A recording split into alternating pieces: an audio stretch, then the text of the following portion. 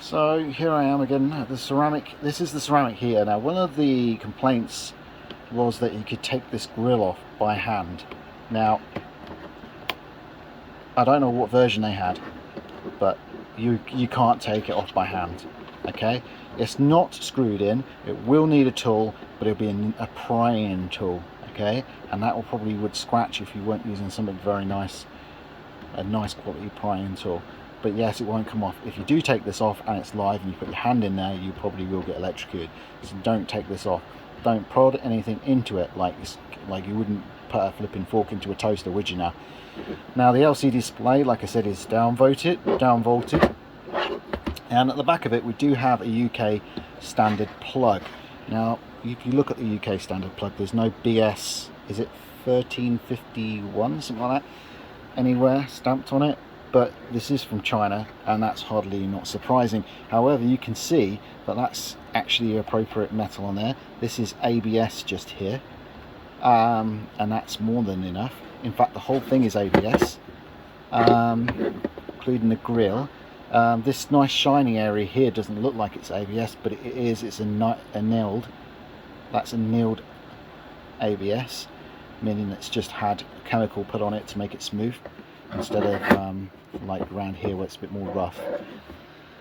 It comes with a toggle switch, which is fine. It's nice and sturdy, very strong. So I've checked the voltages on this. It's 230 volts. It starts off at 218 whilst there's nothing happening. Goes to 230 volts.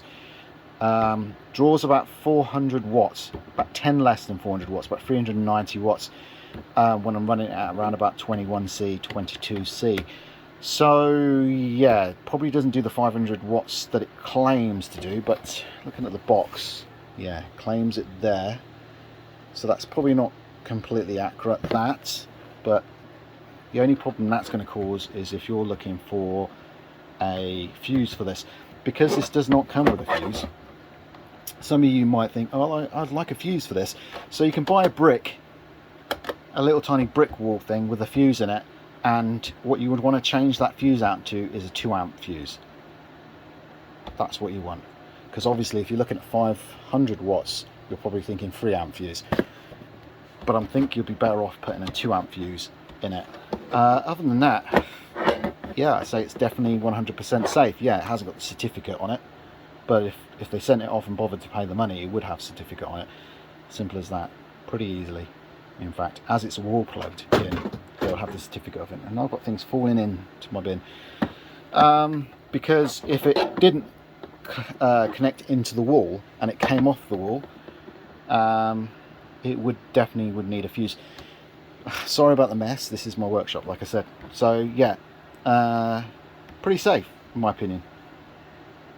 This is what it looks like inside a ceramic heater. Here is your fan. This is a down voltage fan. It's connected by 2 screws, and it's in a recessed area, so even with 1 screw it probably wouldn't move around. These are thick cables enough for the 230 volts, and it does support 230 volts. This is your main board here with your LED screen, which then goes into the main unit here, which has 2 transformers to downvolt for the LED screen and downvolt for the fan, and the rest is then 230 volts in this particular case, that goes into these parts here and heats up the metal part, which heats up the ceramic, and then obviously the fan, and then eventually will turn round. As you notice, everything is crimped and put together, and it's all pretty safe on the inside, soldered quite well there, but this is downvolted here, so this is not full volts. Yeah, it looks pretty good. Generic fan though, mind you, so it's a brushless fan. It's not a dual bearing fan, sadly, but the price, you know, you'd have to pay more for that